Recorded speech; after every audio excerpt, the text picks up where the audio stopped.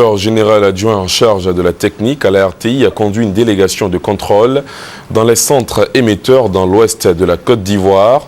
Objectif, faire le constat de l'avancement des travaux de réhabilitation des centres émetteurs dans plusieurs localités de l'ouest du pays. La délégation s'est rendue à Tout-le-Pleu, Mans, Touba, Séguéla, San Pedro et Grabo. Les travaux de réhabilitation sont en cours, nous dit Doigt des Lasers. Les centres émetteurs de la radiodiffusion télévision ivoirienne, dans leur majorité, sont difficiles d'accès. Quittez derrière! Quittez derrière! Les routes impraticables en saison sèche comme en saison des pluies. Ces difficultés-là sont vécues par l'ensemble même des centres émetteurs qui sont situés en hauteur. Il faut donc un plan Marshall pour pouvoir réhabiliter cette voie-là. Et également les infrastructures minimum, telles que le réservoir qui contenait de l'eau avant.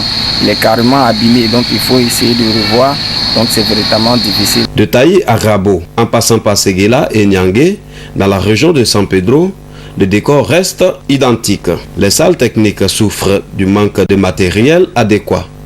Les casiers sont dépouillés de leur contenu.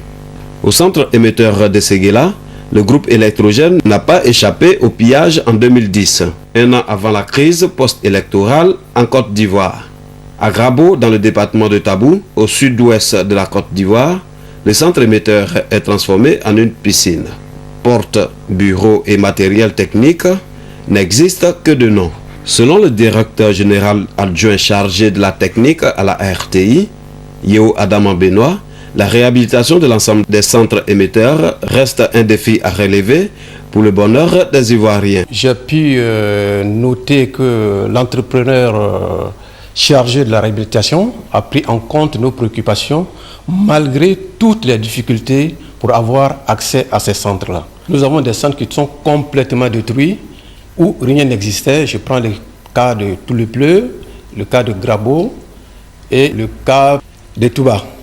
Tout est vraiment presque prêt. Nous donnons la confirmation que justement toutes ces populations de l'ouest du pays seront servies et couvertes en radio et télé.